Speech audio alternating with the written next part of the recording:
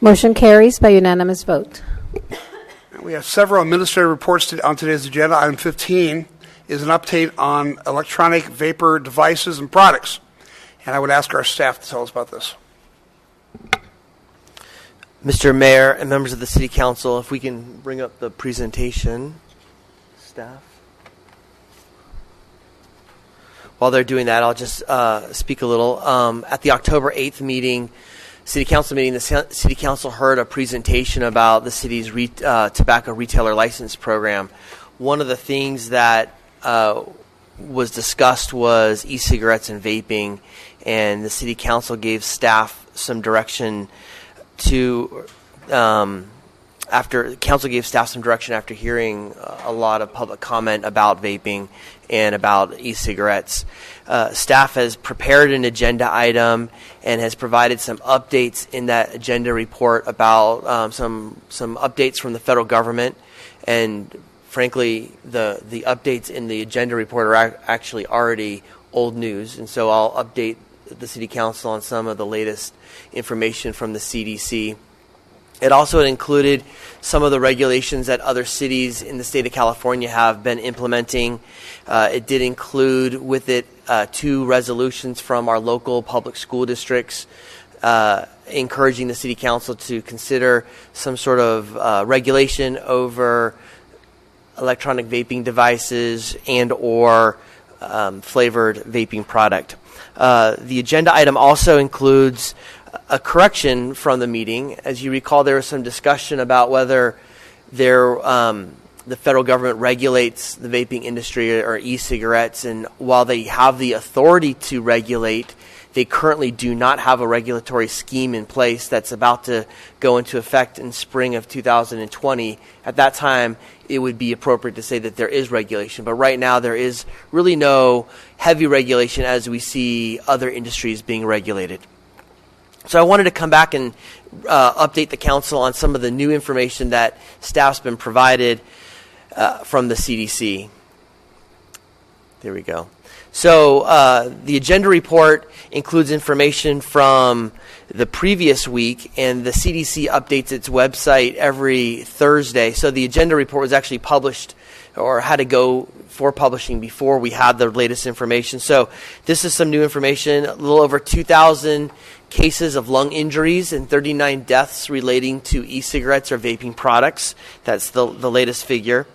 The latest has been there is new information that there is vitamin E acetate in 100% of the samples that have been found in cases that the CDC has been studying. And also, there's 82% of the cases of illness or death, there has been THC found in those. And so that's a bit of concern to staff. If we can go to the next slide. This is the website that the CDC publishes, and it's very helpful to staff. We can go to the next slide. There is a section called For the Public, What You Need to Know, and this is updated regularly. And this is where staff derived most of its information from. If we go to the next slide.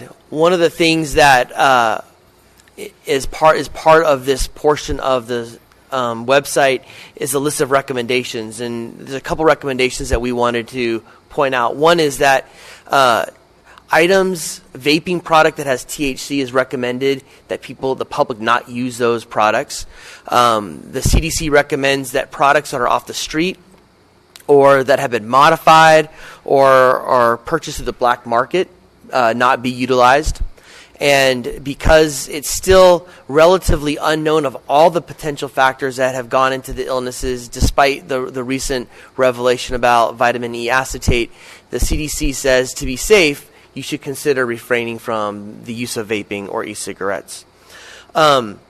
One of the things, if we go to the next slide, one of the things that we've been doing is discussing this with our local school districts. And one of the things that they've have expressed concern is a lot of the devices that our students, our youth are using to disguise vaping devices as things that you or I may have as our normal business equipment or, in their case, school equipment. This is a Juul vaping device that is hidden in sleeve that makes it look like it's a USB port. Next slide. The next slide. The challenge is that there are new devices coming about all the time, and the Grossmont Union High School District informed us of 2 different products that they're seeing exploding in the schools. One is a hoodie that has drawstrings that are actually tubes that you can use for vaping. Go to the next slide. And also a watch that looks like an Apple Watch that actually comes off and you can vape out of that watch. Go to the next slide. Next slide. There's a recent a phone cover for an iPhone that looks like it is a phone cover case, but it can be used as a vaping device. And next slide. And key fobs that also, or a fob or a device that looks like a key fob. The challenge that we are discovering, next slide, is that there's new products coming up all the time, and we don't know what that next new product is going to be. I had a chance to visit some vaping stores recently, and I did not see any of these devices at those stores. I think a lot of these are actually being purchased online or through the black market, and so I thought the council should be aware of that. So that's staff's report at this time. We're here to take any feedback, any direction from the council. At this time, staff would recommend that that no additional action be taken from this report.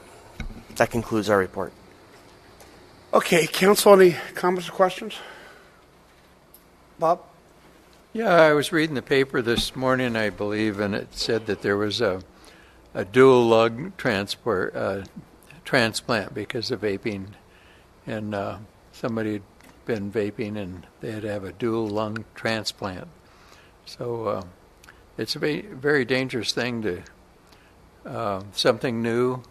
And I guess when cigarettes were first invented and tobacco was first being used, I guess they had problems. They just didn't talk about it then because people died a lot earlier anyway. And they didn't mention that they died from tobacco or smoking. I've done a little study on this. Just the people that are sick and are dying are the people that are vaping a non-regulated product, a black market product that puts THC and vitamin E acetate. Oh. So the vitamin E gets liquefied, and then when it gets in the lungs, it solidifies like bacon grease. Oh. And that's what's causing the people problem. So these are all illegal products. Gary. Oh, you mentioned non-regulated. I thought they aren't regulated at all. So it's my understanding that the federal government has regulatory authority, but the schemes or the plans of how they're going to regulate have not yet been finalized. So the federal government's working on that. Once that's done, there will be regulation. I mean, you'll never see FDA approved like you do on meat, right? But there will be inspection, regulation, and some standards that these companies will have to go through. But you're exactly right, Mr. Kendrick. At this point, there is no government regulation. Yeah. What concerns me the most is the number of kids. I think I just read it was about 27% of high school students are now vaping. As far as tobacco goes, about 11% of the population uses tobacco in California. And we've got a group of kids where we have 27% vaping. They're getting hooked on nicotine at an early age, and they'll probably be slaves to that for the rest of their lives. So we're going to have a huge part of the population, as they become adults, they're going to be already addicted to nicotine.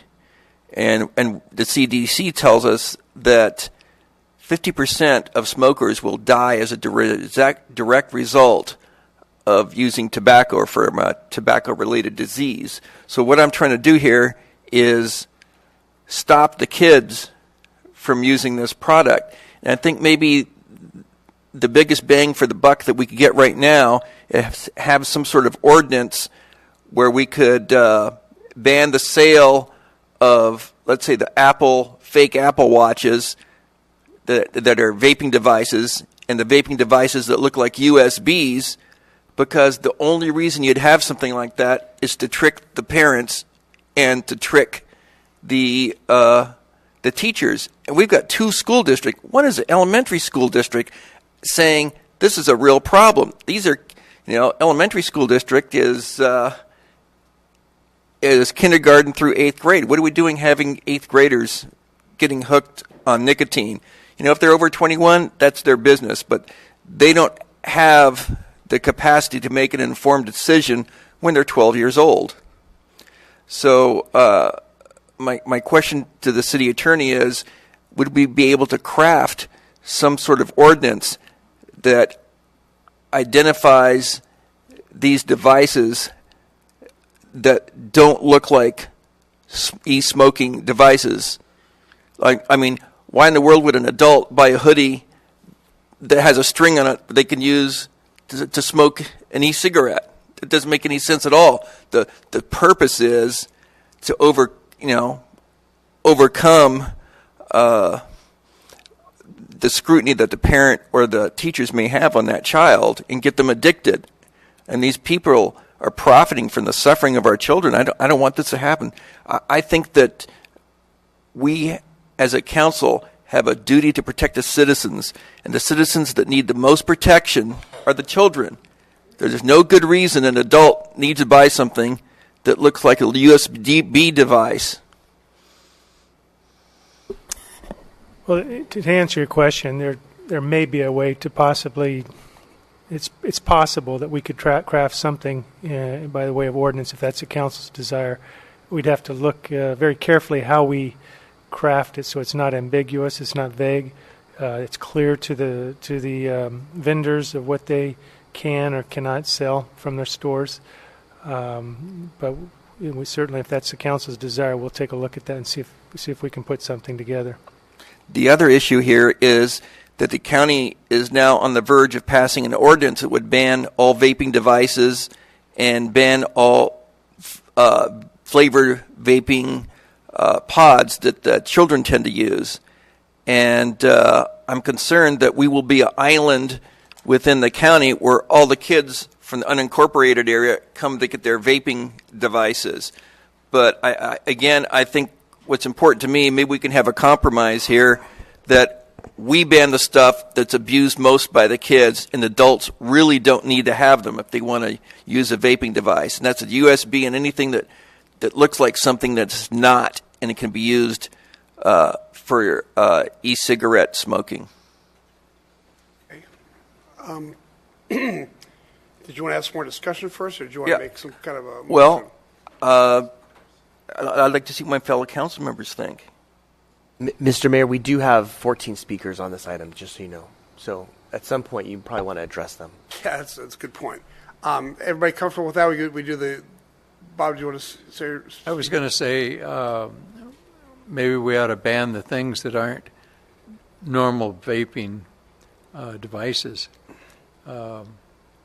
Just like a vaping thing, and all of the other things that they were mentioned, or any new ones that would come on, they would be banned in the city of El Cajon. Let's hear from the public. I would like to hear the public's position on that compromise.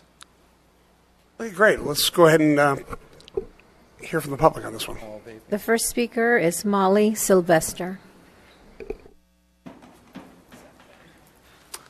Hi, Molly. Hi, how are you? Can I ask you a question really quick? Mayor, we would like to address agenda items 15 and 16. Would you like us to do that together or separately? We really should do that at the time that the. Yeah, I would suggest you keep them separate. Yeah. Okay. So it's just for a proper procedure. Fantastic. Thank you. Hi, everyone. My name's Molly Sylvester. I'm the owner of Vape in the 619. Over the last few years, I've had the privilege of working with several branches of government, such as this council, to assist in enacting reasonable legislation and regulations for the vape industry. Through these advocacy efforts, a network of my peers, along with consumers, had given birth to the creation of Communities for Safer Vaping, which is a chapter of the Neighborhood Marketing Association. I'm proud to be standing here as the chairwoman and spokeswoman for CSV. Our mission is to work to educate, strengthen, and advocate for the communities that we serve. Our vision is to accelerate the transition of the world from traditional tobacco to harm-reducing alternatives. To achieve these objectives, we pledge to our communities a contract to which all our members will abide. Our contract to our community is that our members of the CSV, a chapter of the Neighborhood Marketing Association, are committed to establishing and maintaining ethical, transparent, and effective practices, which are youth prevention, consumer safety and education, product safety standards, standards for better business practices, and providing data and science. Our first campaign is under 21, ? No tobacco, no vape, no way. Followed underneath by Respect, which is retailers pledge effective control of tobacco and vape. I want to personally thank Graham Mitchell for reaching out, visiting Vaping the 619, and using it as a resource to further investigate and educate himself on the issues at hand. Additionally, I would like to extend our gratitude to Councilman Goebel, Councilman Ortiz, and Mayor Wells for taking their time to meet with us personally. We look forward to a continued collaborative efforts between the City of El Cajon and CSV to protect our youth and strengthen our community. And if I may speak to the compromise, I am all in favor. The hoodies, from what I understand, I did some research because I'd never seen it before going up to the LA hearing. I guess the cannabis industry is the ones that actually kind of created that, and they're available online. I've never seen them in a vape store, nor have I ever carried them. I don't carry the watch. I don't carry Juuls, which are the USB type products. And I believe it would be a very challenging compromise to make it clear to us what we can carry and what we can't. But I'm available as a resource in that area. And I'm here to help in any way that I can. Keeping it out of the hands of youth is our number one priority, as well as letting people know where the illness is coming from, which is the illicit THC products. Yes, sir. Molly, thank you for coming. My question for you is, would you be in favor of an ordinance that banned the USB-looking devices of all kinds? Because I see them for 99 cents at the 7-Eleven by my house. Wow. I had no idea they were that cheap. I would be. I don't know any other device that looks, I maybe know 2 or 3 different types of devices that look similar to a Juul, that look like a USB. So yes, I would be in favor of that. So you would be in favor of the compromise as I described Absolutely. it? Okay. Absolutely. Thank you very much. Thank you. Anyone else? I have a question. Okay. Would you be interested in eliminating nicotine from vaping? No. That just hooks them on the same thing as cigarettes. Non-nicotine is available. You can get vape juice and zero nicotine, but products such as Juul do not offer that option. Well, do you sell that option with nicotine? Yes, I sell the e-liquid that I carry has the option to titrate down to zero nicotine and offer the consumer an opportunity to get off vaping altogether. But Juul offers 50 nicotine, and occasionally you can find a 30 nic. It's not easy to find. And in our products, our most common nicotine level that we sell is 3. 53. But there's a reason they offer nicotine. It's like There is. It's a very high concentration that's similar to someone who is a heavy smoker. It's a tighter draw. So it allows them to simulate a cigarette more so than some of the other vape products that are available. And the problem with the youth is that, like when we were kids and we'd hotbox a cigarette and get the lightheaded and buzzness from it, that happens with the Juuls when they hit it back to back to back. You get a real lightheadedness from that, and it's not designed to be vaped that way. It's designed to take a couple of hits, put it down, go about your day, and come back to it. So there is a purpose for it. You're absolutely correct, if it's used properly. I mean, what I'm getting at is that purpose is to help people find an alternative to cigarettes that don't have the same carcinogens that cigarettes have. Correct. Yes. It doesn't have all the biomarkers that you can find. And Thank you. Yeah, I just want to make it clear that the CDC doesn't approve, doesn't accept e-cigarettes as a smoking cessation device, and I don't think it's fair to say that there are no carcinogens in e-cigarettes. That's unknown. There's a study by Professor David Abrams, who is a professor at NYU that teaches public health. I would love to share that video with you. It's a 7-minute video, and he does talk about that and address it directly, and there are studies on that. And I would be glad to email that to you if you would like to see that. Okay. So, All right. Well, we've got quite a few people to get to, so let's move to the. Thank you very I'm much. supposed to say the names. I'm turning in statements from 2 of the members that weren't able to be here, Richard Hobart and Alex Malatano. All right. Thank you.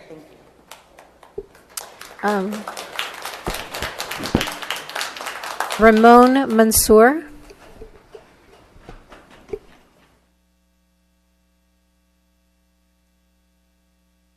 Good afternoon, Mayor and council members. Thank you. My name is Ramon Mansour, and I am an El Cajon resident and business owner. I am the co-chairman of Communities for Safer Vaping, a chapter of the NMA. I'd first like to thank the city manager for clarifying that the recent health scare was due to vitamin E acetate, and that was found in THC cartridges. And no products sold in the retail stores have anything that include vitamin E acetate, so just to be clear. I understand that the school districts want to ban sale of vapes in El Cajon. I share their concern. I truly believe their position is valid, but banning vape in retail is not the solution. We are already seeing other cities do it and states and moving forward with bans, but it's evident that the result is not good. I see an increase in cigarette sales. You see lawsuits to local governments and a potential to ignite online sales and increase in demand for black market products. And we have yet to see any statistics that a ban has shown a decrease in youth vaping. Vaping is not perfect. We know that. But we can work together to make it better. We should make retailers part of the solution. Communities for safer vaping can help. Many of us got into the vape industry because we witnessed its power in turning people away from cigarettes. We were and are still thrilled about being in a business that we feel helps people. Somehow we went from being proud business owners to becoming villains in the eyes of public officials, schools, and general public. It's been extremely confusing, embarrassing, and heartbreaking. Our community has been misinformed as to the true culprit of the recent health scare, and our industry has already paid a tremendous price. CSV is a group of vape experts, business owners, and advocates. I believe that we are a needed weapon against traditional tobacco. It is our goal to transition the world from traditional tobacco. That's what we want to do. I invite the council to use our organization as a resource to the city and serving the community. We are willing and excited to help. I would do anything to help my community. I really would. A ban will do a lot of damage in our city. I encourage you to not lead the community towards cigarettes, but allow our community to be safe and healthy through responsible and reasonable legislation. To address the hoodies and the things that conceal, it is true. The THC, companies and brands, they use items like that conceal. That was the first thing that they came out with years ago, which is any way to conceal marijuana products so that they can go into bars or they can go into clubs or they can go into places, that wouldn't want THC products in there, and they can able to conceal it, and it became very popular. And THC and the e-cigarette category are similar because they are vaping products, and so as a result, kids have used those products to conceal at schools, it became a problem. I do recognize it as a problem.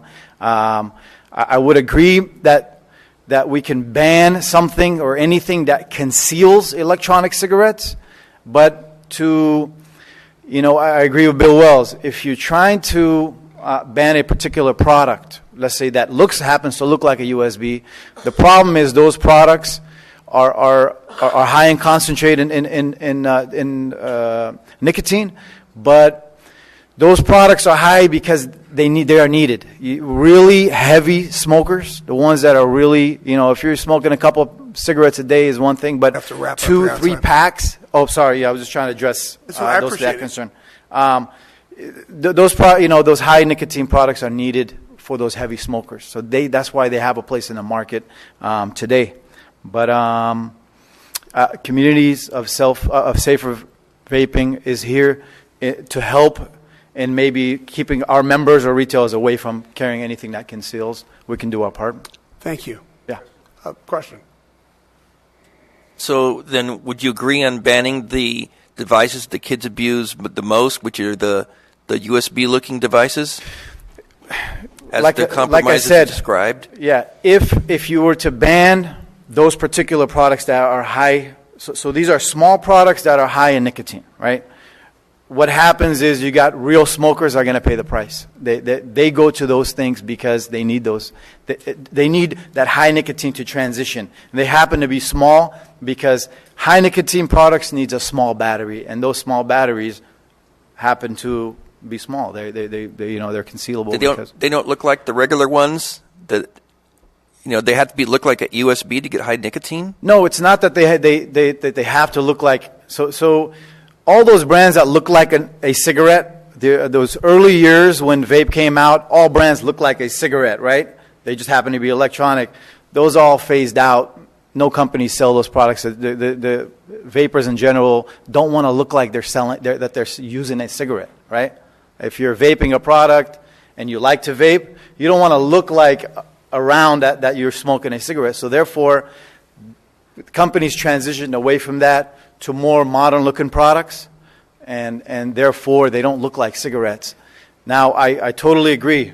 If there's products that are intended to conceal, totally agree that we would do away with those products. But, You don't think the USB is intended to conceal? If a product is placed inside of something that will make it look like a USB, I agree with you there. But if you're talking in particular a jewel that happens to look like a USB, if you want to maybe have the companies change their design to make it not look like a USB, but that picture that is shown up there was a jewel device or something like that was inserted into something that looks like a USB product, right? Graham, you agree with that? That's correct. The jewel, if we could go, I don't know if you can go back, staff, but there's a jewel device which you'll see is a longer, thinner device, and then there's this sleeve that it was in. That's the disguising element, not the jewel itself, but it's the sleeve that it's in that looks disguising. Although a jewel looks like a USB even without the sleeve too. So, all right, thank you. Thank you.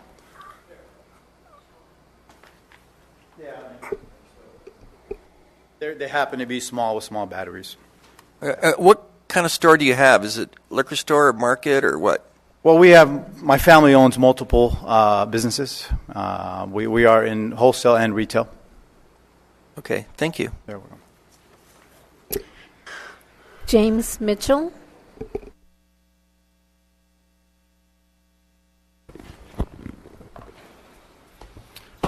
Good afternoon, Councilman. My name is James Mitchell. I'm the owner of Vapor Invasion, and I proudly represent the Communities for Safer Vaping as their vice chair. CSV is a chapter of the Neighborhood Market Association, and today I'm here to speak on behalf of the Executive Board and the President of NMA. It is imperative to make laws based on fact and solution-oriented. The application of these laws needs to show a positive impact and provide a solution to the issue that it is based upon. The measure that Mr. Councilman Kendrick wants this council to take will not be effective in addressing youth access. Instead, it will lead the community, including youth, at risk of acquiring products that are not registered, that are counterfeit and illegitimate, and potentially tainted with illegal substances. They will go on to purchase these products without needing to verify their age, acquire products that may be counterfeit or tainted, which will expose them to health risks. We will see the same public health crisis that we are currently seeing in the illicit black market THC sales of THC cartridges. We don't want our community to be exposed to these unintended consequences that a ban on vape products would promote. The front line of youth prevention is your law-abiding retailers. In addition, the products retailers provide consumers with have complied with FDA requirements thus far, which include registration of all ingredients in e-liquids, regulation of bottles by having general certificates of conformity, and label regulations, which the FDA requires that all manufacturers do not utilize any child appealing labeling and require nicotine warnings on the labels. We strongly encourage you to take no further action on this proposed ordinance Councilmember Kendrick has put forth. This ordinance will have a negative impact on local businesses and will create additional public health issues. We want our community to spend their money here locally with products and services that can be trusted. That's all I have for you. In reference to Mr. Kendrick's compromise, I do understand your point of view. I do agree that there is an issue with certain devices that can be concealed. On one hand, I want to be with you. On the other, I tend to find it very difficult because the language that's going to be used will be very ambiguous. I believe that there's going to be a lot of unsure. Is this legal? Is this not legal? The example that Mr. Mitchell has shown us with the jewel that has the sleeve. As I was seeing it up on the screen, I made a comment to my colleague. I said, I guarantee you that sleeve probably wasn't even sold at a vape shop or a tobacco retail shop. It probably was, so how are we going to ban products that are not being sold at vape stores but still can be utilized to conceal things?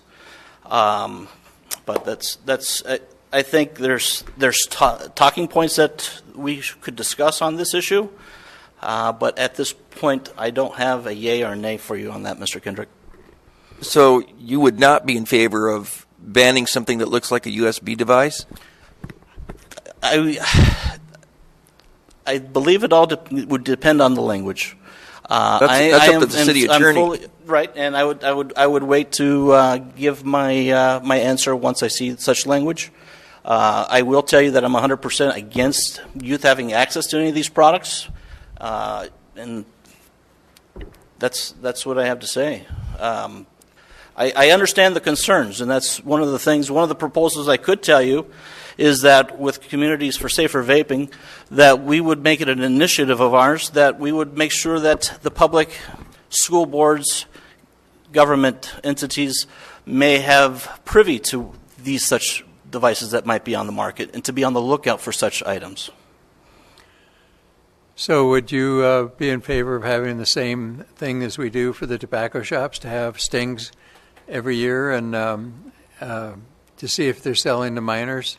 And it looks like they all agree with that. I'm in full support, Councilmember McClellan, as far as them doing sting operations on vape stores, just like they do with other tobacco retailers and alcohol-type businesses. And we'd have to collect a fee just like we do from the smoke shops for that. Yes, sir. Like a license. Yeah. That's correct. Yeah, Bob, we already included in that, and it's clearly not working. We haven't had the best of luck over the last 18 years with the Neighborhood Market Association controlling their members, trying to keep them from selling alcohol and tobacco to kids. That's why we came up with all this. I will say that the president has, just returned to this association, and things will definitely be back on track, and you have my word on that. All right. Thank you, sir. That would be Archon Somo, right? That is correct. Okay. Giselle Brambilla.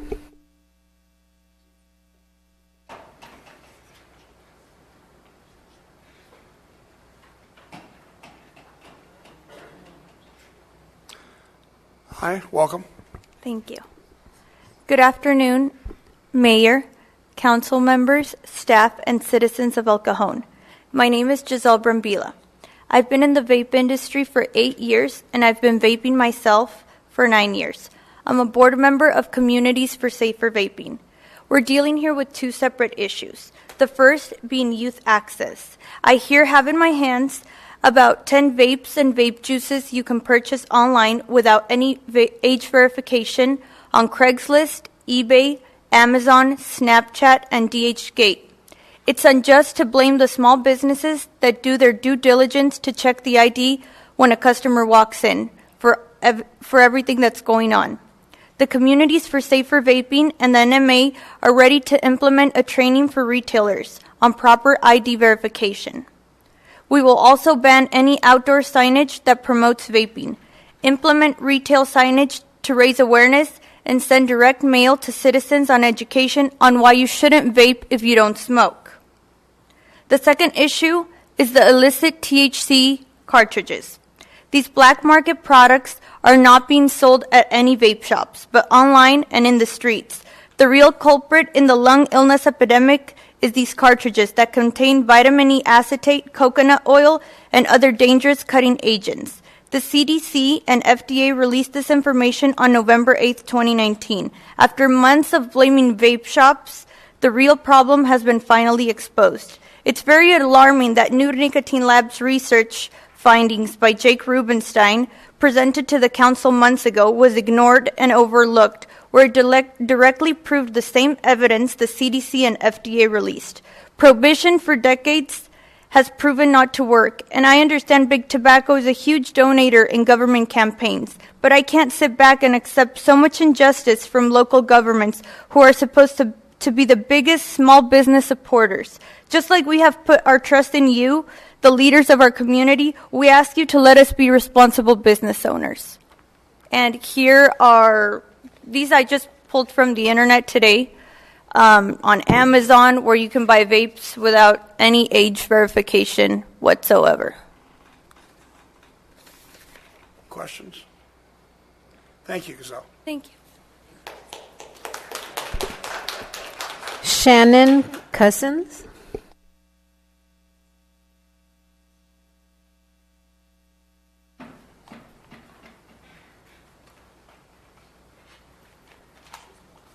Hello. Welcome. Hi. Hello and good afternoon, Mayor, Council, and the community. My name is Shannon Cousins, and I am a proud member of Communities for Safer Vaping. I am a mother.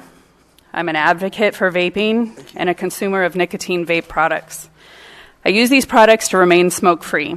I'm here to stand up for our rights to have access to healthier alternatives and flavors we choose to steer us away from tobacco. I, too, am on board with keeping these adult products out of the hands of minors and encourage you to work along with our community on solutions to ensure the children's safety. I am concerned about this ban and the force towards prohibition. I do not want to see history repeat itself. The last prohibition did not work and killed many by forcing them to harm other harmful, unregulated products. A concerned mother created the prohibition, and it wound up backfiring. A historian named Michael Lerner said, "Watch out for solutions that end up worse than the problems they are set out to solve. And remember that the Constitution is no place for experiments, noble or otherwise." I beg you not to repeat history and to create new history by being successful and help saving people's lives. Vape shops and manufacturers have followed all laws and regulations set in place. They are there to support and educate us all. Without them, you would be putting our lives in hands of some extremely scary situations and products on the black market. Consumers are the reason why these safer products were created.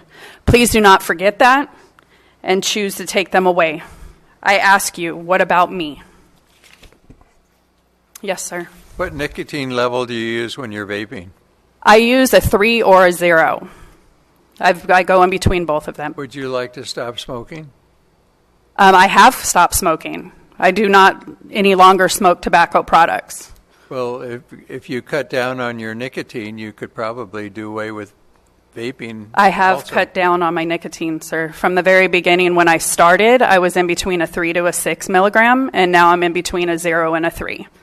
And is it your intention to stop smoking altogether or vaping as a use of the vaping things?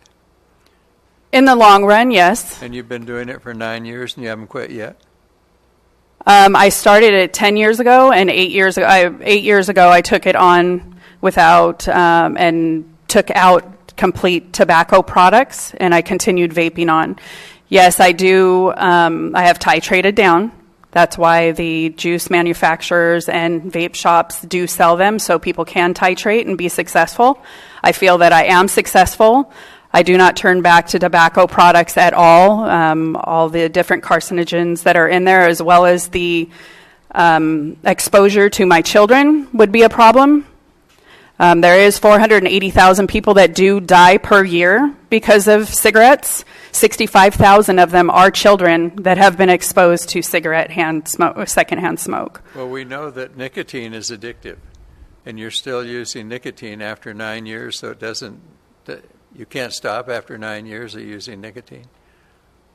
In that, the nicotine that is within these products is a clean form of nicotine that is put in there. I would much rather any day have a regulated vape juice going into my body rather than 4,000 other chemicals at any time, and I would support any smoker to convert to vaping.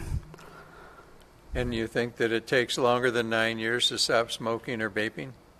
It depends on the individual, honestly. My grandfather smoked for 70 years and got down to a 0. All right, I think Good for him. Yes. Yes, sir. Ma'am, thank you for coming. Thank you.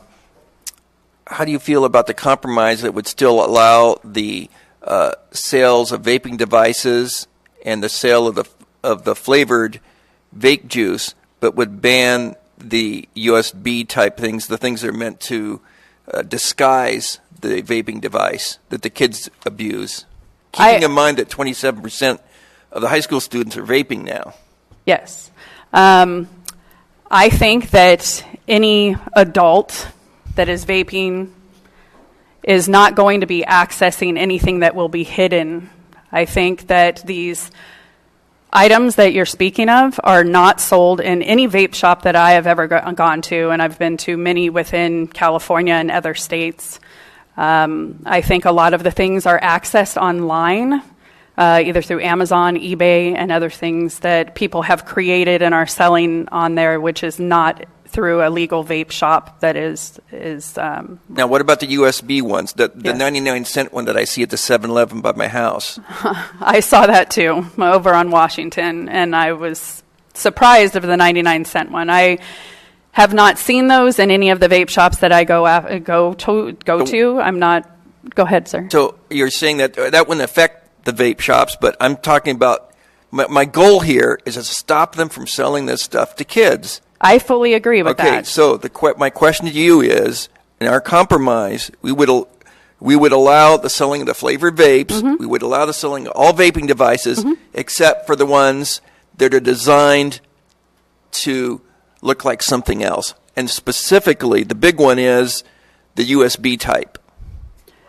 I agree that things that look like they're supposed to be discreet and hidden should not be sold, especially with the ability to get into the hands of minors. Right. So the USB ones specifically. That's my question to you. The USB lookalikes. Yes, I agree with that. You're okay with that compromise? Mm-hmm. Yes. Okay. Thank you. Thank you. I appreciate it. Thanks for coming. Richard Hobart. I turned in his paper. He's unable to make it. It's going to go on forever. Kelly Edmondson.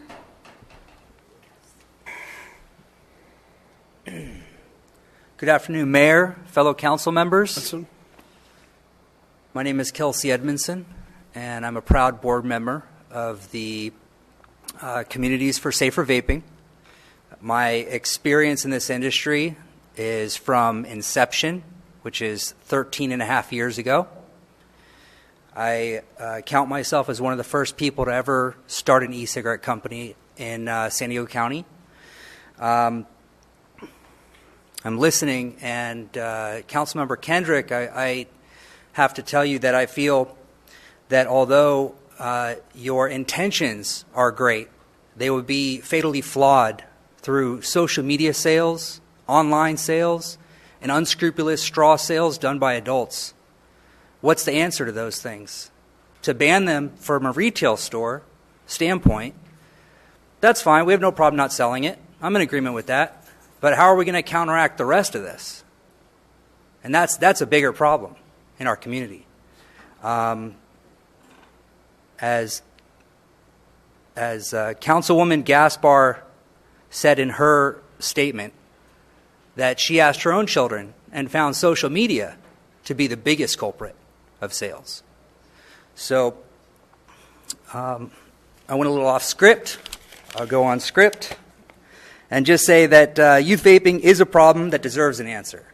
And furthermore, Communities for Safing Vaping chapter under the Neighborhood Market Association is here to help and work with city councils all around San Diego County. And we have a pledge to do that. As a former smoker myself, who started smoking in when I was 13 years old, transitioning from the 8th to 9th grade, there were no real obstacles at that time. So I don't know what's changed. I visited my old high school, and I'm 40 years old now, and they still have the smoking tennis courts and Smokers Hill. I don't see much changing with the time.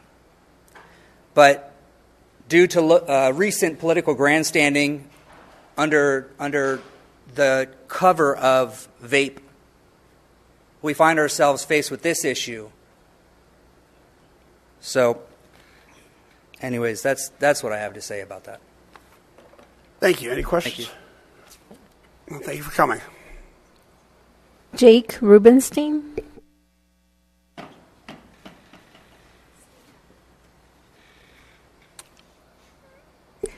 Chris Messick.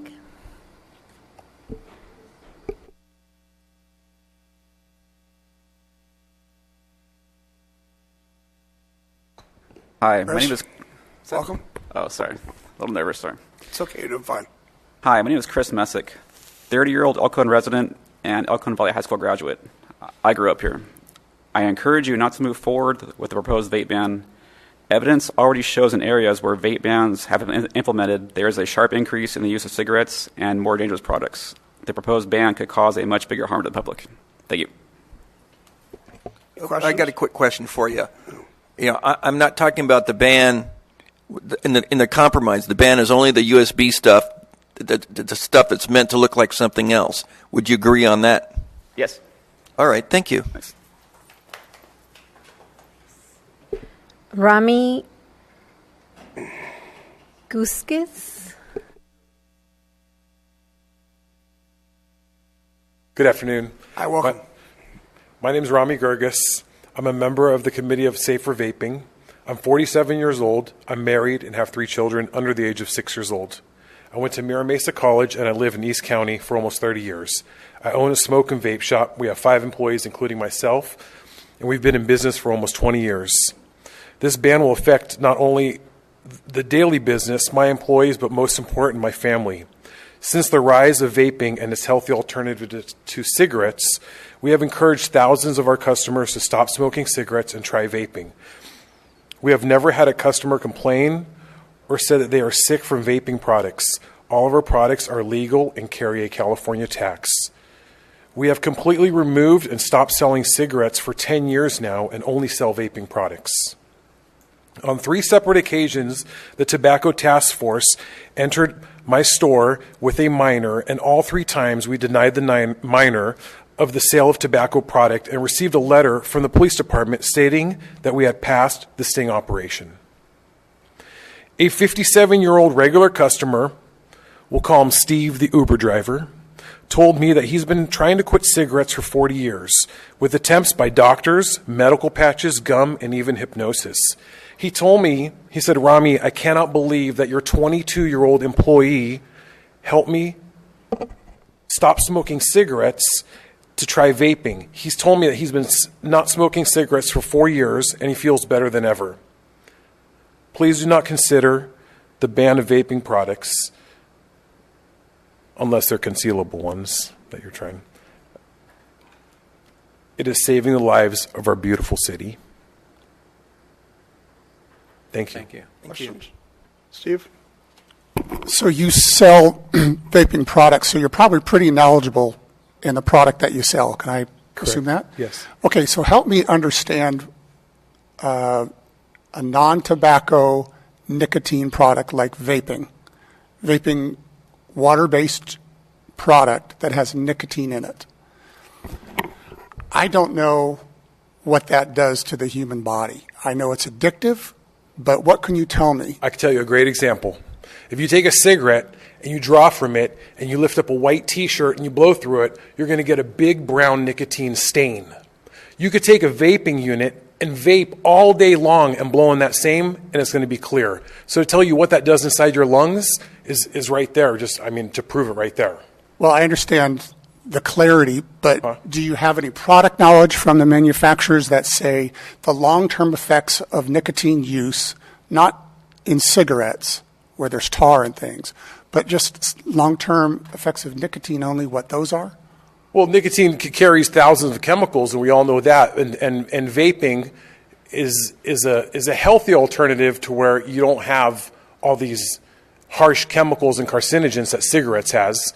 And when people come in and they're vaping, they just feel great, and they're breathing great, they're sleeping great, and it's a healthy alternative. I don't know all the facts exactly, but I know it's a lot healthier alternative than cigarettes. So where I'm going with this is I'm trying to understand, for instance, caffeine is addictive.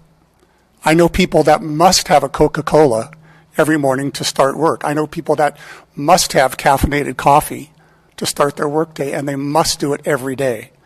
I haven't heard anything that said caffeine is detrimental to your health. Is nicotine considered the same? They're both stimulants. Well, no, my doctor tells me don't drink too much coffee because I drink a lot of coffee. But I agree that there is a line between doing something healthy and then overdoing it. But you don't know of a difference between caffeine's effect on the body versus nicotine's effect on the body without the cigarette tar portion of the cigarette. Do you have any product knowledge from the manufacturer or anything?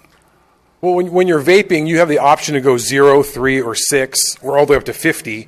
But if you're trying to quit, which a lot of customers do, is that they lower their nicotine levels slowly to go to 0 or 3, and then they're not getting any nicotine or less amount of nicotine than, let's say, a standard cigarette or a regular vape.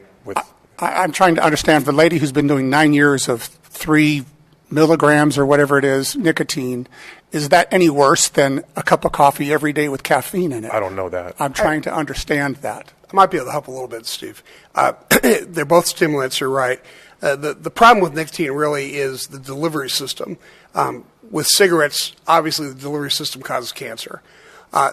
Nicotine is addictive. We can argue whether it's a good thing or a bad thing to be addicted to a product. It probably is a bad thing. But everything that I've read and know about it is that the big problems you have associated with nicotine addiction are some people have an increase in hypertension, and some people have problems associated with addiction based upon the fact that nicotine releases dopamine, and you really become addicted to the dopamine. And that's what the addictive process is. So does that happen with caffeine also? Yeah, almost exactly the same way. Okay. Thanks. Oh, thank you. Ramey, yes. Thank you so much for coming. I appreciate your acceptance of the compromise.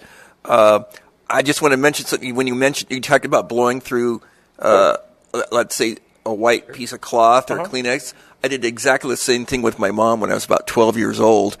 And she says, I don't inhale. This isn't bad for me. She only smoked 3 cigarettes a day.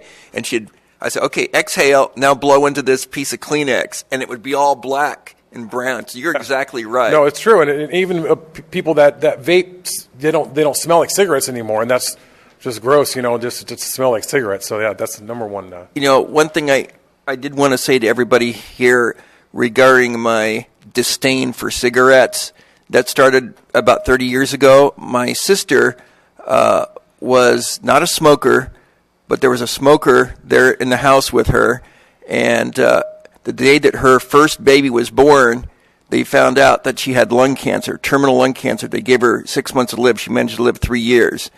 And that's one of the reasons, that I've been so anti-tobacco, for the last 30 years. It's a very personal thing to me. And I'm trying to keep the kids from ending up in the same position. And I understand that the e-cigarettes, even though they may not be proven or an accepted smoking cessation device, may help some people quit smoking.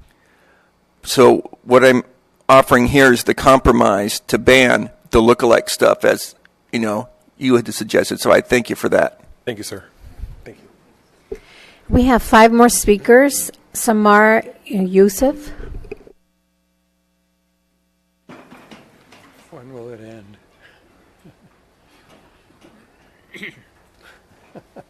Well, sir, welcome. Samar Youssef.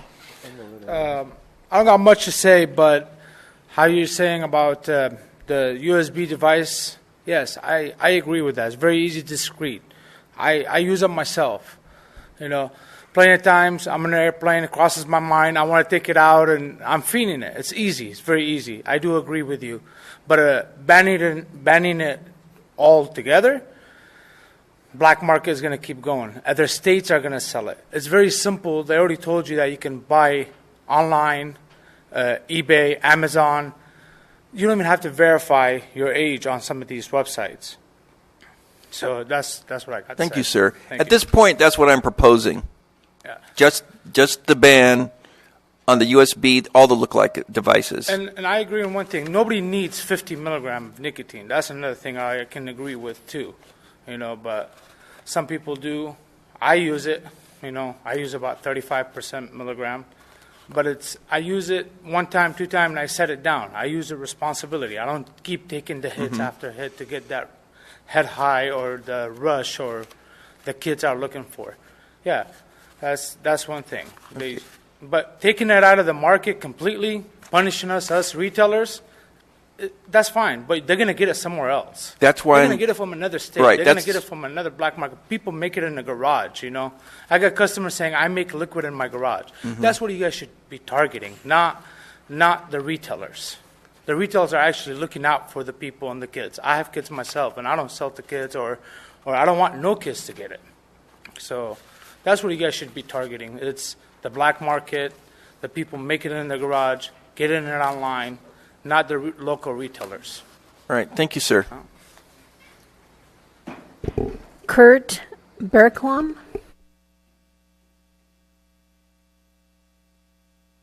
Pastor, welcome. Good afternoon, Mayor and Bill Wells and council members and community. I've been working in drug rehabilitation work since 1987, and we went over to Amsterdam, Holland, working with the drug addicted, and we got to see a lot of beautiful miracles. So the nature is the nature of addiction, and addictions are things that start small, and then we accept a compromise, and then the next level, it can end and go on a deeper level. I think the major concern, of course, is the health of the youth and the children, the junior high school kids.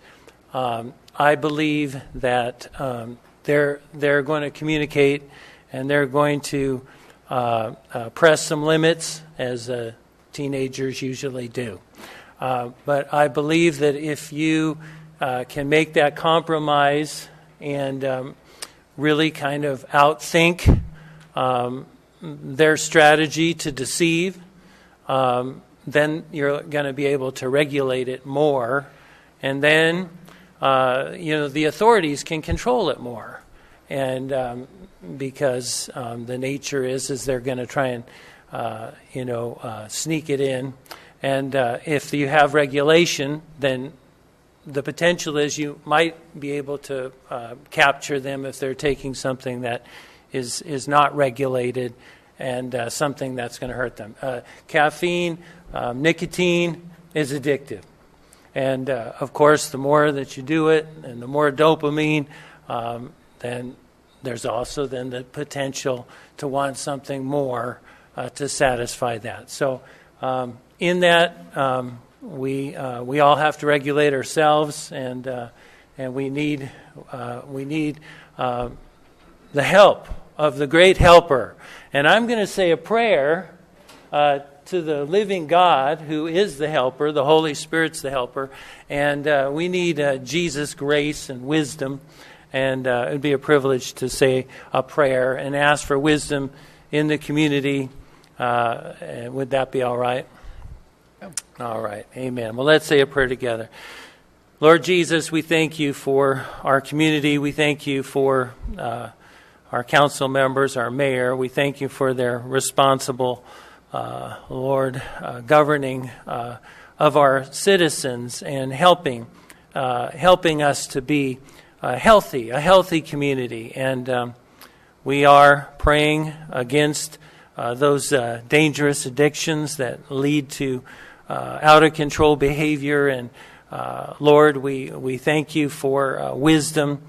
We know that people are going to smoke. We know that people are going to vape, but we pray for wisdom in our laws and regulation that would protect the youth and the children and spare them from going deeper into any greater addictions. Lord, we pray protection on all the community and wisdom in this situation. And we give you praise for your grace and truth in Jesus' name. Amen. God bless you all. Thank you.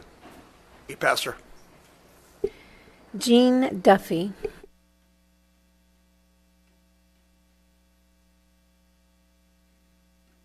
Duffy. Good afternoon, Mayor, City Council members, and staff. My name is Jean Duffy. I am a mother of 3 young adults. My husband is an East County school superintendent, and I grew up in El Cajon. I graduated from Granite Hills High School. I will not say what year that was. Several years ago. Thank you for this opportunity to speak to you today, and thank you for reviewing and hopefully strengthening the city's tobacco control regulations. We all deserve to breathe clean air and to be protected from toxic chemicals found in tobacco, marijuana, and vape products. But right now, the sales and marketing of these dangerous products precedes the appropriate research and approval processes.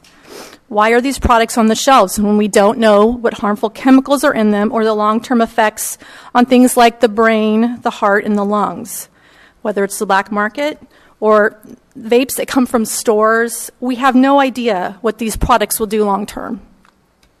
We need your leadership to help remedy this. The vape industry says that kids get vaping devices and juices from the internet or from dealers, but over 70% of young people report they get them from local stores. We know that if you make a product less accessible, fewer people, especially kids, will use them. Stores don't want to ban Juul or Soren because they're making a fortune off our kids who use them. My husband, as an educator and a school administrator, has watched this vaping epidemic spike seemingly overnight. He speaks regularly to administrators throughout the county who are confiscating electronic smoking devices, usually flavored vapes, from students of all races and economic backgrounds, and none of these administrators know what to do about the threat to their students. They need your help. In California, 63.6% of current cigarette smokers started by the age of 18. 81% of youth who have ever used tobacco products initiated tobacco with a flavored product. And youth that vape are 4 times more likely to start using traditional cigarettes. The city can and should prohibit the sale of vaping devices and all flavored tobacco products. Vape products are not now and have never been one of the 7 FDA-approved cessation devices.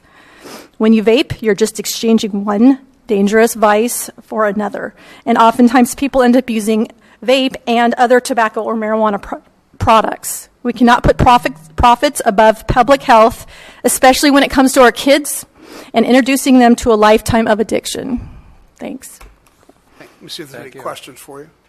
Thank you. Okay, thank you. 3 more speakers. Dana Stevens.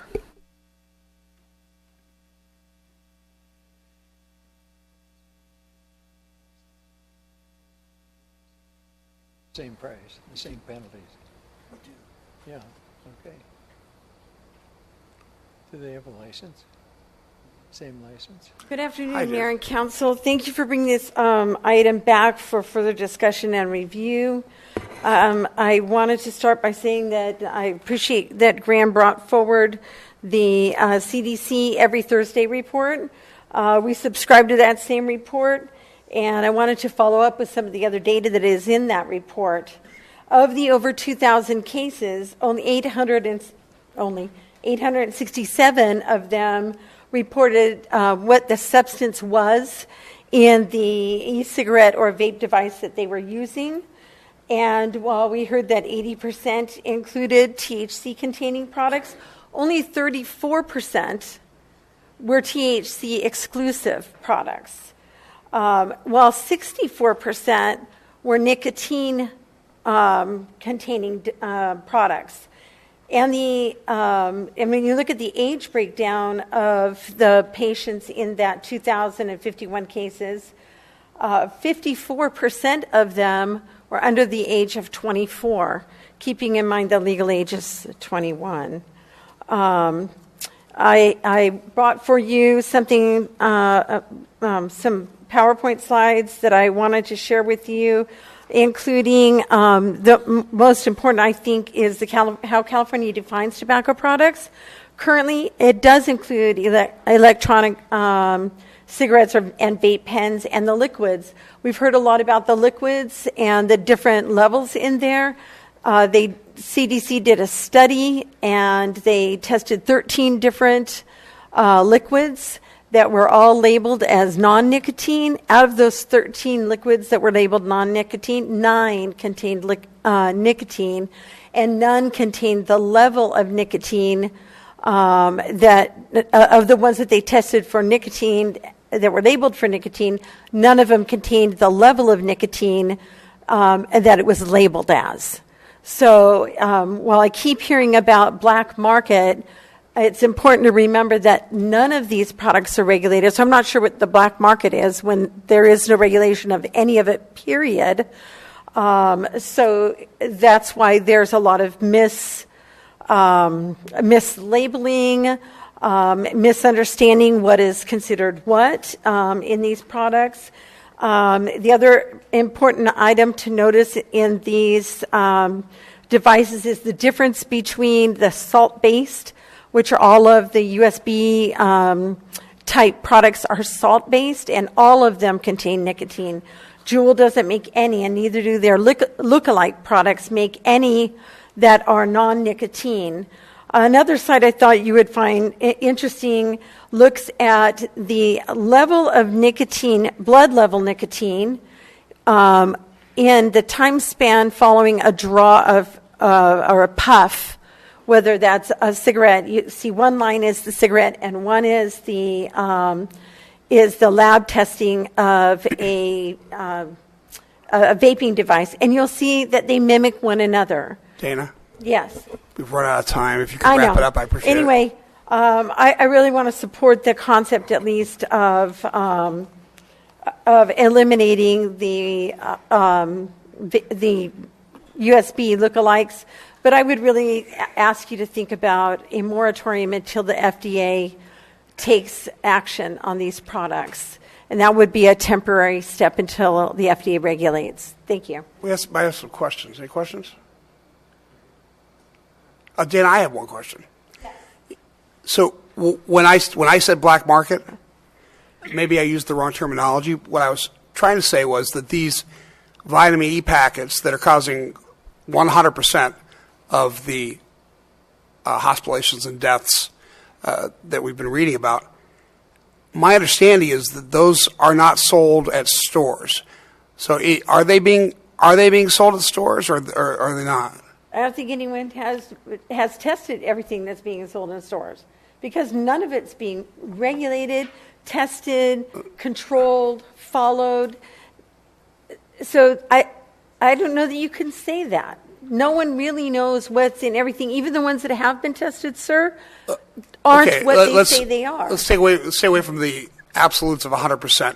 But in general, are you finding, when you're out there, are you finding these cannabis vitamin E packets that are causing these troubles in the stores? If you go into the marijuana stores, they're selling I'm talking about the vape stores. So we're talking about vape stores tonight. They are not allowed to sell any marijuana product, the vape stores. You already regulate vape stores, and this city has a 100% prohibition on any marijuana sales. I just wanted to say that when I used the terminology black market, what I meant to say was that stores are prohibited from selling these products already, and so kids have to go to the internet or to black market people selling on the streets to buy these things. So regulating the stores makes no difference, unless I'm wrong.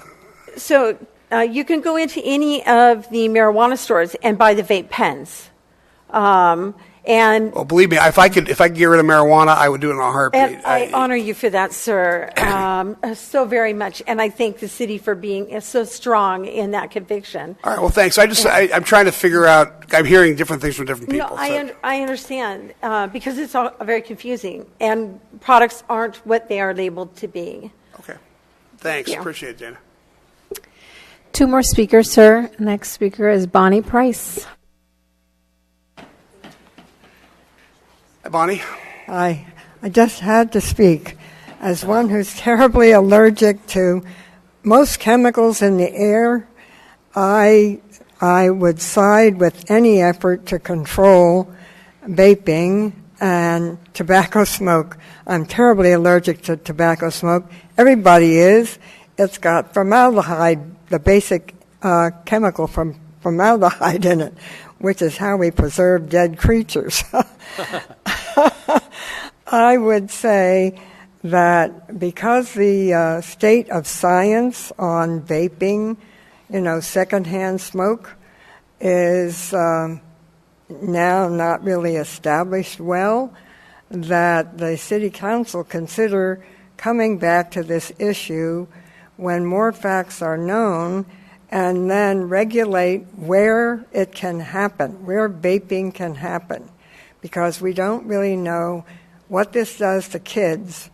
And people are saying, well, we won't sell it to kids, but if they're victimized because they happen to be in a home or in a car where this toxic stuff is going, they have a lifelong problem.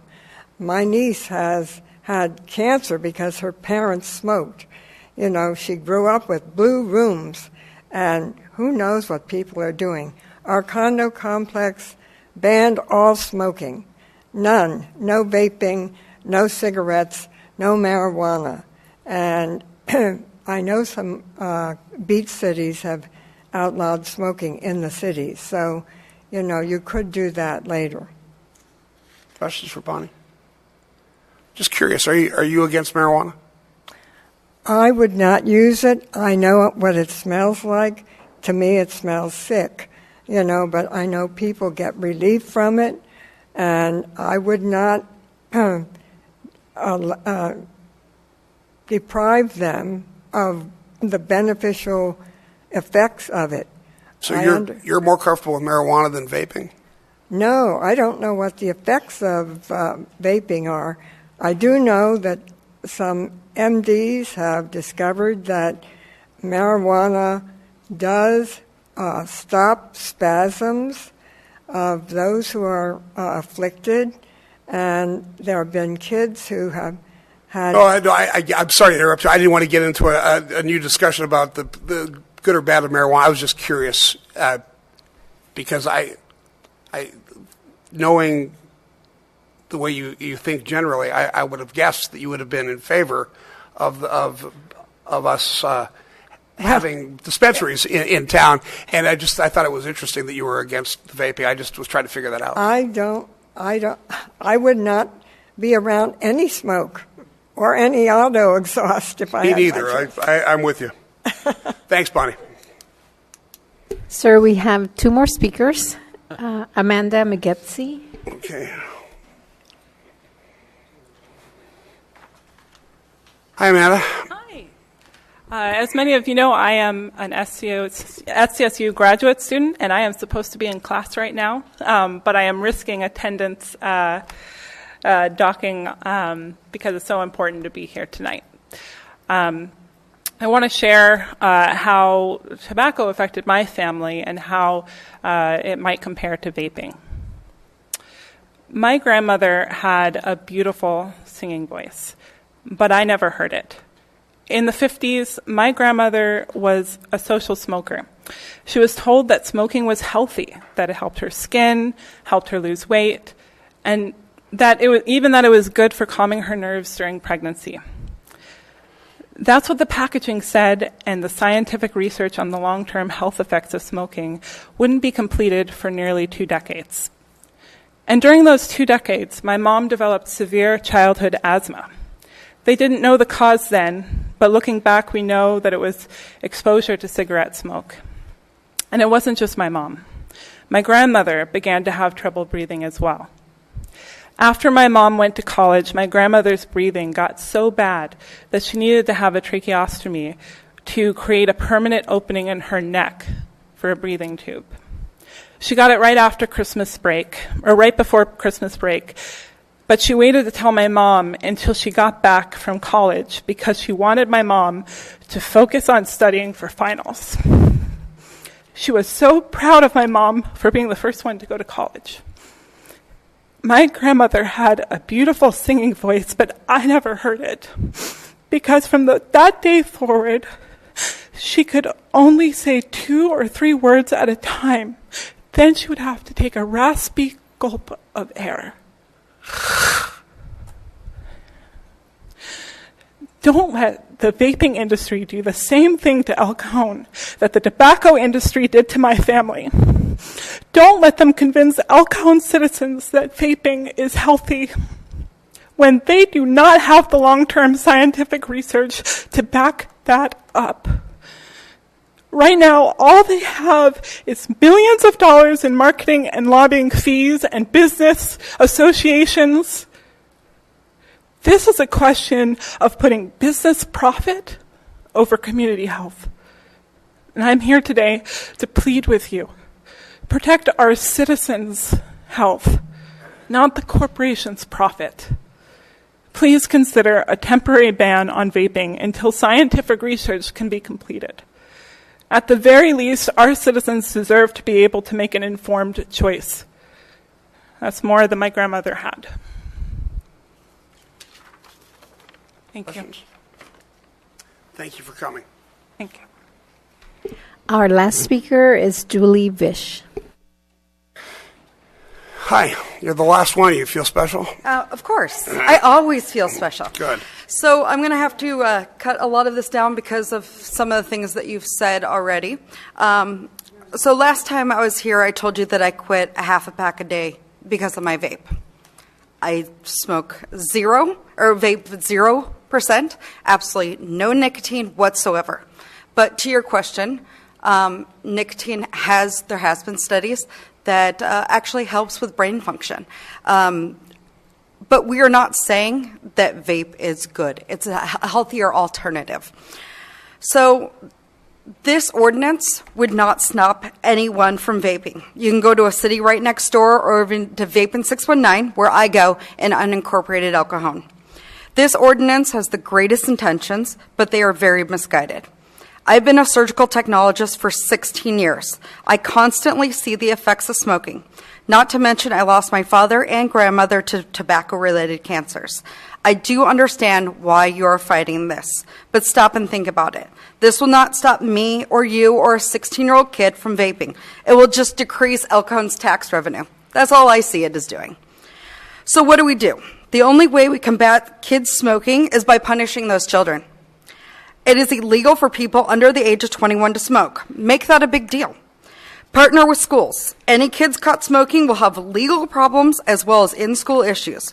We need to make them responsible for their actions. Those are their actions. Millennials got away with how they are currently because we were coddled. It's time to drop the hammer. A current punishment for underage smoking in California is a $75 fine or 30 hours of community service. Why aren't we leveraging this? We need to make that penalty known, put this on their shoulders, and things will change. Kids change because of one of two things, reward or punishment. So at least do one. Now, to some of the things that you can do, because saying things that look like USBs is so wide. One thing I think you can do is no pre-filled cartridges. Another thing is having a possible minimum weight. So my vape is substantial. I mean, it's very heavy. And because it has internal batteries that you can actually take out. These are what make it heavy. So I don't know if you want to do something where it has to have removable batteries. If you want to do a minimum weight, no pre-filled cartridges, those would all help with this Juul thing. I'm done. Okay, Thank you. Let me see if there's any questions. Questions? Thanks for finishing us off then. Sir, I apologize. We did receive one more card. Carol, Somebody wanted to be more special. Okay. Carol Green. Hey, Carol, I saw you come in. How you doing? Sorry, I was someplace else that was also important. So thank you so much for listening to me. I want to let you know that I'm here today representing the California State PTA. I'm the president-elect for the California State PTA. And just last week, we had our deadline for resolutions. For those of you who may or may not know, to take a policy position at PTA, you have to have what they call authorities. We received 5 different resolutions on vaping across the state of California. Parents up in arms, upset, not knowing what to do about this vaping situation. Their children telling them they can't go to the bathroom. They can't study. There's no place to escape it. And the lies that the industry is telling people about how safe and harmless it is. So what's happened is these parents are really upset. We've looked at our authorities, and because the definition of tobacco falls under vaping is included in that, we can take a position against vaping, also against flavored tobacco, just to let you know, throw that in there, but also against vaping devices. It's true. We can educate our kids. We can educate our families. But what we've found is that education is not as effective as policies that are actually put in place. As we also all know, medical experts, our children's frontal lobe is not completely developed. And I wonder exactly at what age that happens, but they say somewhere around 24 or 25. So what happens is we, as the adults in the room, need to make policies that are good for our kids.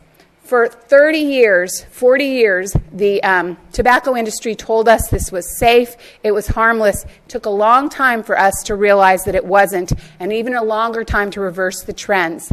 Now, with vaping reversing all of that hard work on public policy, it's time for the adults to set policies that are going to really impact our kids. The 2 school districts in El Cajon have asked you, please, please do something. And this is something that you really can do, so I would ask you to do that. Thank you so much. Thank you. Any questions? Okay, no, I think we're good. All right. I'm going to take it out of the public setting and bring it up to the City Council for a discussion. I think it probably is important to remember that the staff has suggested that we accept the report as is. And if somebody wanted to make a modification to that, this is a place where they would bring that up and discuss that. And I assume that we're going to go in that direction. I have a question for staff.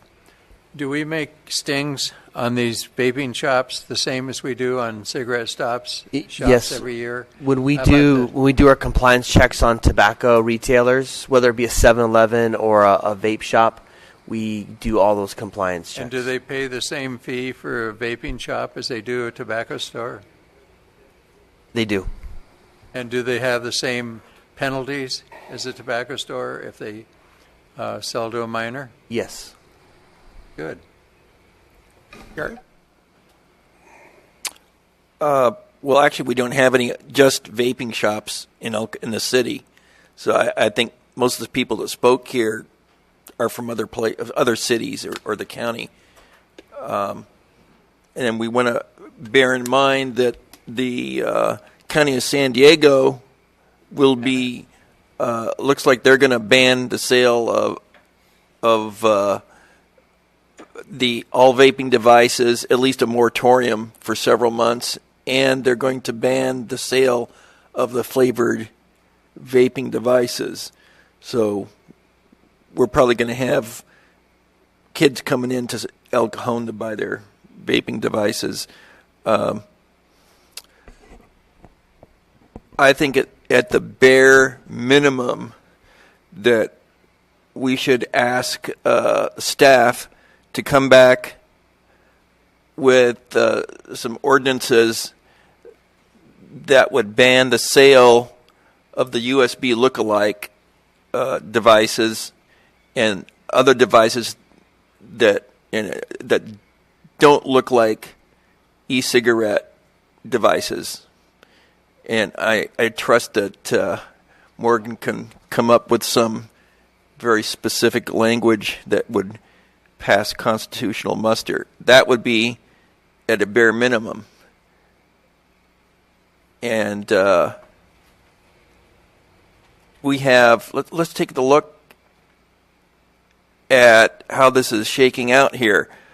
We've got a number of people that came in, and some with very good points, that belong to the organization that was affiliated with the Neighborhood Market Association. We've been dealing with that group for many years, and they're always saying, yeah, let us do it. And it's never been successful for alcohol or tobacco. Never. They always say, let us do it, and then it always falls apart and they're still selling to kids. So they don't have a whole lot of credibility with me. But I understand they make money from selling vaping devices. That's her living. And as Molly said, and you were very well spoken, Molly, she's on board with the compromise. Now, on the other side, we've got the parents. California PTA, which is no small organization, the elementary school kids that are 12 years old are vaping. They're saying, please, City Council, do something. The high school district, which is all pretty conservative guys on there that don't believe in government overreach. We've got the school district that's run by Shadow Mountain Church, one of the biggest churches in town. The school district that's run by Foothills, which is one of the biggest churches in town. These people don't make money off of vaping. They want to save the kids. So just like if I, and I think we have a responsibility to do that. If I saw Phil Ortiz's little boy running out in the street on Washington, I'd run out there after him and pull him in. That's my responsibility. It's my responsibility to keep these extremely dangerous devices out of the hands of our children. Parents can't be there 24 hours a day. We have devices that are created, in my opinion, to appeal to children. Right. There's no reason that an adult needs a vaping device that's disguised as a hoodie. There's no reason an adult needs a vaping device that's disguised as a USB drive. You know, that we're asking the adults to maybe just have a tiny bit of inconvenience to save 27% of our high school population who will be adults, and they will be addicted to nicotine by the time they're grown up if they aren't already. We have to stop it. This is just a disaster in the making. So I'm going to make a proposal that we ask the staff to come back with an ordinance that would ban all of the devices that are designed to deceive the teachers and the parents that look like something other than a vaping device. And we have the majority of the people in the vaping business that think that's a good idea. So I think this is a great compromise. We've listened to the vaping people. Molly, I really appreciate your comments. Very informed. I think you're a really great person. So that will be my motion. Second. As a motion and a second, as a point of order, I would ask that the other council members have a chance to weigh in before we vote. Would you be comfortable with that? I'm fine with that. Steve, or? Well, anytime government creates an ordinance, you have to look at unintended consequences. Do you solve one problem and create another? So I always kind of think that way. I am concerned that the vaping stores are being demonized because I think my understanding is they sell a water-based product, which is different than things that you get online or not in retail stores, which are an oil-based product. And it is the oil-based product, which is including the vitamin E acetate, which is creating what's commonly known as wet lung. Times have changed. Man, when some of us were kids, we go to 7-Eleven, buy those little cigarette packs with the candy cigarettes. As a little stick of sugar that you would blow on, and powdered sugar would come off, and you just felt real cool for smoking a candy cigarette. And now here we are talking about 12-year-olds with a fake USB, smoking nicotine. So it's too bad that we've devolved that way. I'm concerned about the rights of people. I'm concerned about parental rights and responsibilities towards their kids and overreaching there. I'm concerned about restricting adults' rights to what is now a legal product still, until the FDA says no more.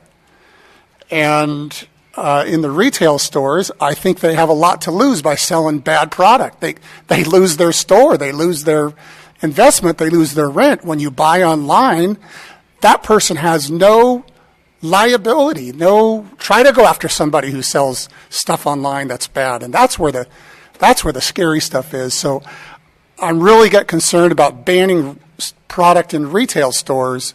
Takes away the rights of adults who I do believe have a right to wean themselves off of smoking or just enjoy it because they enjoy it, and it doesn't solve the problem.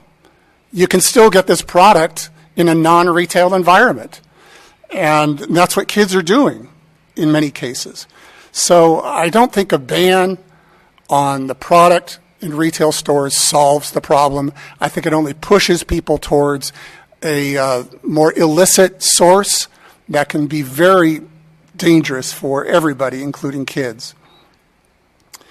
As far as these, I'll call them carriers or disguised carriers.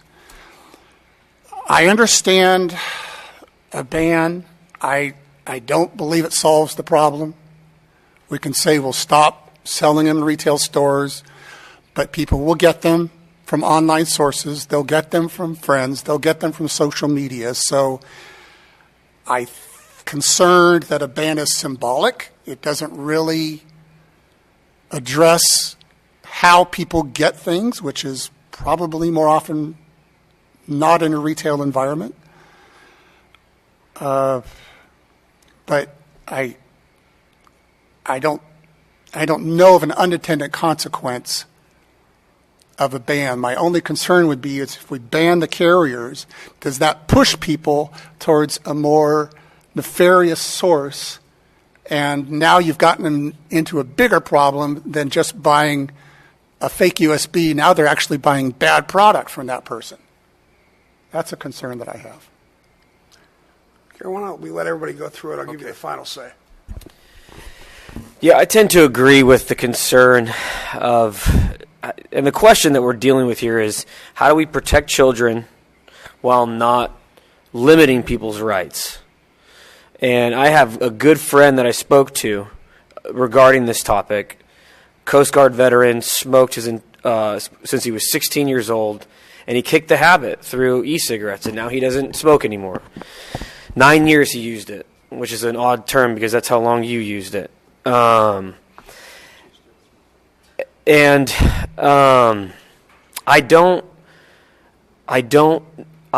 Steve, you put it very well. I don't know if the solution that we're presenting is going to solve the issue. And one question, I don't know if do we keep, or does the school districts in our district keep data of the incidences where vaping products are confiscated on campus? Because if we're going to implement any kind of policy, I'm a firm believer of reviewing that policy to see if it's actually affecting what we intend to affect. So, do you know that, staff? Or I'm unaware, You're unaware of how they deal with when they confiscate a device, what the penalty is or is not, or what policies they have. And would that be with regard to penalty for the minor? Is that a state law that would need to occur? Some kind of similar to a minor using alcohol or a minor caught with cigarettes. It sounds like there's a state law that prohibits the sales or use by minors of electronic vaping devices, just as there is for tobacco. As I mentioned before, the age now for tobacco sales, and I think for e-vaping, is 21 years. So there must be something, I haven't looked into it, but there must be some state law that also controls that for minors. Yeah. So if El Cajon PD... I think Gary has an answer to your question. Gary, please. Phil, I do have an answer for you. The state, I know this because of the stings. They don't have to go to get special permission anymore to do when the kids come in and try to buy tobacco, and that there is no, the burden by the state has been shifted to the retailer. So it's not actually, the kid can't get in trouble for buying tobacco, essentially. So, and I actually agree with that, because I think the burden should be on the adult that's selling them the illegal product. But 70%, we had someone here to testify that 70% of the sales to children are from local retailers. So I'm just looking, I don't think it's that big of a deal to have an adult not buy an Apple Watch that's actually a hidden vaping device, or a hoodie that's a hidden vaping device, or something that looks like a USB device. And see, the problem is we got 27% of the high school kids vaping. That's huge. And we're asking for just a tiny percent of the adults to use something that doesn't look like a USB. So that's a small price to pay, just for that. Just like we have, adult books and magazines have to be in a store that's 660 feet away from a school or a church to protect the kids. That's part. Sometimes it's a slight bit of convenience. We're talking a product that will make them addicted for the rest of their lives. I mean, even if we say they don't have the vitamin E acetate in it, and it doesn't kill you, like the 2,000 people they killed or thousands that's been hospitalized, it's still a really bad thing. And to just a slight tweak in the ordinance, which is way less than what the county is doing. I mean, the county looks like they're going to ban, they've already voted to have an ordinance come back to completely ban vaping devices and put them, or at least ban them for a moratorium for about 6 months, and to completely ban the flavored devices. We're not even talking to doing this. The county's doing this much. I'm talking about doing this much. I've got a question. Well, I don't think Phil was finished. After Phil's done, I'll. I understand, and I don't. I would like to see how. I'd like to see data. I like to make my decisions based on data, and it's. I don't know that we've seen data from the school districts of what the current numbers are with regard to use in our district, and then be able to see the reduction in use with a hypothetical ordinance. The government is a sword, and I'm just very cautious when I use it. And I guess I'll just leave it at that. I had promised Steve next. So, Mr. Foley, this is a question. The vaping carriers, you know, when I say carrier, I mean a device to cover a jewel or something, or an iPhone case or something. Are those considered covered under vaping products? Was that part of your question? That's actually another part of the question. I'm not sure we have it defined that way yet in our code. I guess what I'm saying is if you define the carriers as part of a vaping product, then it's illegal to sell that carrier to anybody under 21. It's considered the same as any other vape juice, vape device, vape accessory probably is a good word. And instead of a ban, if it's just included in all those things which are illegal to sell to people under 21, does that accomplish the purpose? Well, I think our ordinance does refer to electronic vaping devices in the tobacco retail licensing, but it's only for the purposes of regulating and licensing what kind of stores would be subject to our licensing regulations and penalties for violating the sales. So I think, and I'd have to look it up here, but I think it does include the definition of electronic vaping devices as well as tobacco products in those types of descriptions. While Mr. Foley was talking, I did look it up because it is your next agenda item. And under the definition, it does say that electronic vapor devices means any device with a heating element, a battery, or electronic circuit. So I think it does exclude what you're referring to, Mr. Goebel, as sort of a disguising device out in our current definition. I'm just wondering if it's if it is legal to include accessories as a definition with the electronic nicotine delivery, ENDS or whatever it's called. Again, I think any one of these devices have to have a heating element. That's the industry out there, and so it's either small batteries that heat it or it's the large batteries that heat it. So they would fall within this definition under our tobacco retail licensing ordinance. I understand that. Let me use the metaphor, a difference between an iPhone and an iPhone cover. We know that the iPhone is the heating element device. I'm saying the iPhone cover, which covers the heating device. That sounds like that's not currently covered in our municipal code. Yeah, but I'm not quite sure, and I don't know enough about these products. I'm not quite sure if these are covers, as you say, carriers, as opposed to the actual vaping device itself. So that's something we'd have to look at. Okay. I don't have an answer for you because I don't understand it. I understand. I go ahead. So I think, again, and I don't understand it fully either. I've done enough YouTube searching to prepare for this presentation. So, for example, the iPhone is an actual device that has a battery in it that you can actually take a puff off of that. So that would clearly be, in my mind, defined as a device. It has a heating element.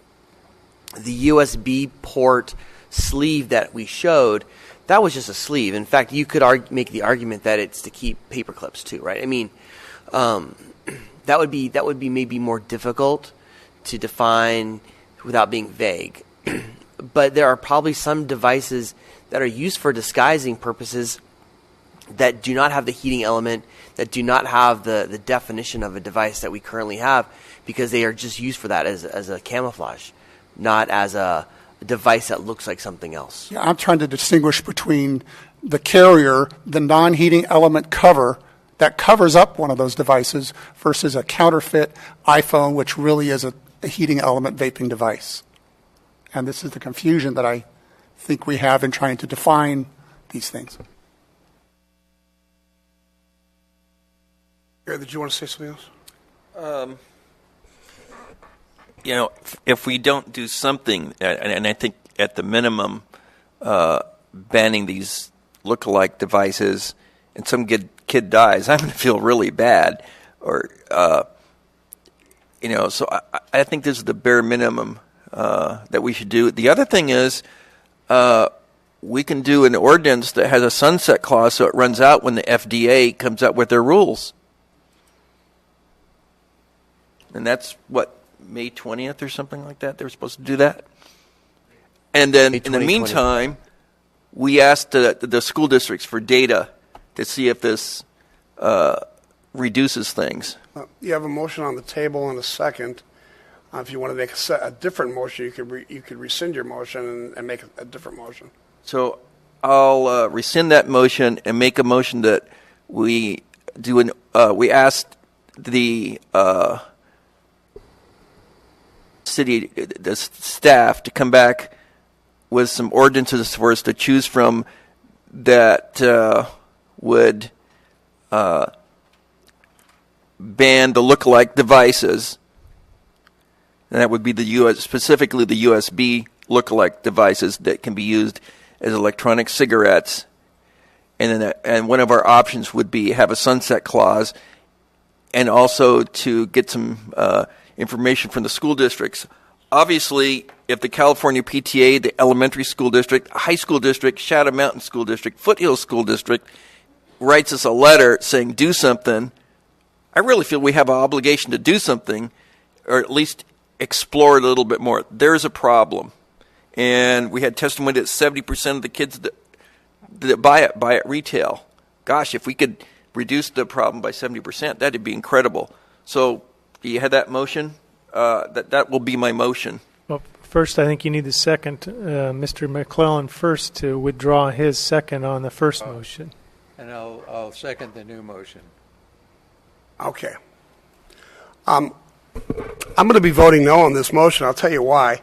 It's not because I'm in favor of smoking. I'm not in favor of smoking. I'm not in favor of vaping. I'm not in favor of marijuana. I think as a healthcare professional, I spent all my life, I'm really not in favor of putting anything into your lungs that is not air. It just, but having said that, I'm also an American, and I believe a lot in freedom, and I'm very afraid of what a trend I see in this country is of slowly giving away our freedoms for safety. And I want to put it in perspective.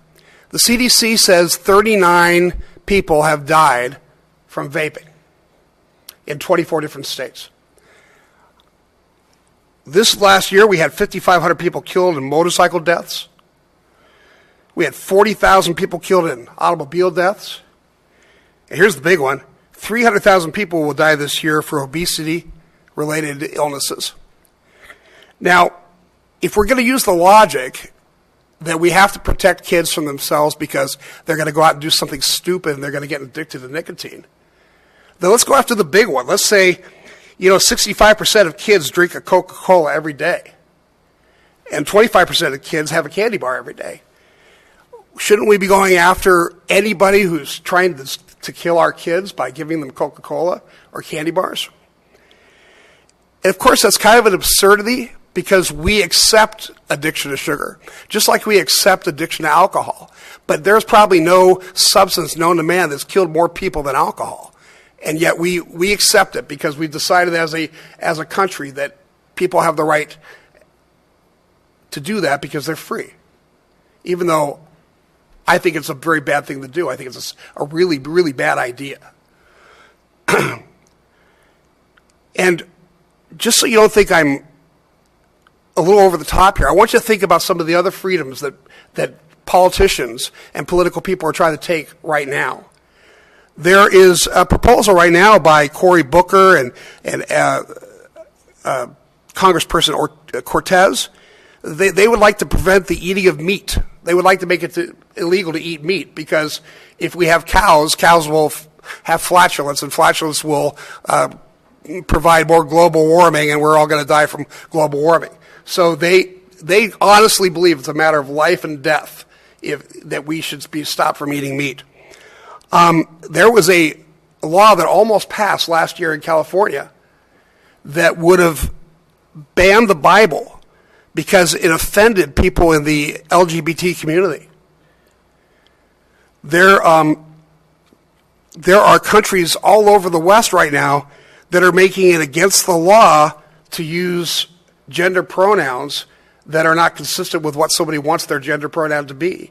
Basically compelling speech and telling people that you can be imprisoned or sued because of what you say or what you think, or because you don't go along with what the crowd says you need to go along with right now. So I don't want kids to smoke. I don't want kids to have special concealed things, and it's irritating. And we should, as parents, I think we should really work on stopping that. But I really think it's a dangerous, slippery slope to start doling out our freedoms and saying, just take this freedom and just take that freedom and just take that freedom because it's freedoms I don't care about. But what happens when they come after your Bible next year, or they come after your meat the year after that, or they come after my soda, which I sadly am addicted to and love? By the way, I want to quit drinking sodas. I've made a few good stabs at it, but I sure don't want the government to tell me I have to. So that's why I'm going to vote no, and I get all the reasons for doing it. I think everybody comes at this from a point of love and a point of caring about the community. It's just a difference of opinion, and to me, freedom is pretty important. Well, first of all, I'm not advocating banning the Bible or any of those other things. Tobacco is actually the only legal product that, when used as directed, it will kill you, and it can kill the people around you. It kills 450,000 people a year. Secondhand smoke kills about $41,000 a year. I'm talking about stopping the sale of devices that are specifically designed to trick the parents and the teachers to allow kids to use an extremely dangerous product. That's the only thing I'm talking about. So I'll leave it at that. How does this ban solve the problem? That's what I'm trying to get my hands around. Yeah, well, we had testimony that 70% of the sales to minors are local, are from local retailers. Actually, I don't think it's the vaping people are selling that. I think it's some of the other retailers that sell 10 or 12 of those different devices. But if it's the retailer selling it, it's illegal to do so, and isn't the punishment the right course of action there rather than to ban the product, which takes away the adults' rights? Clearly what we're doing now isn't working now. We can double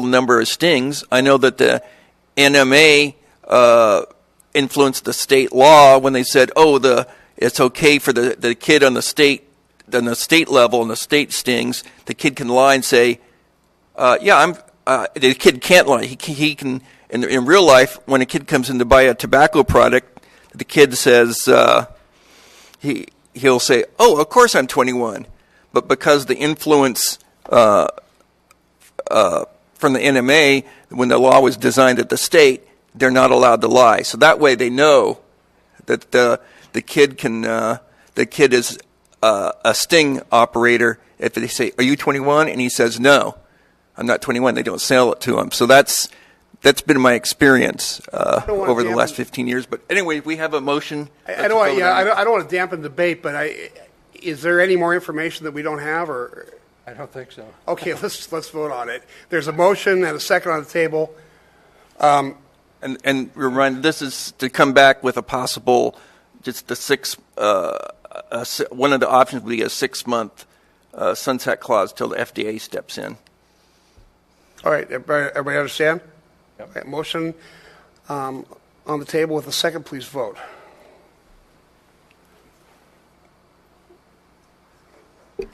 Motion fails by a 3-2 vote, with Ortiz, Goebel, and Wells voting no. McClellan, Kendrick, voting yes. How would the council like 5 minutes to take care of whatever they have to take care of? We're going to take a short break. We'll come back in about 5 minutes to continue with the meeting. Thank you.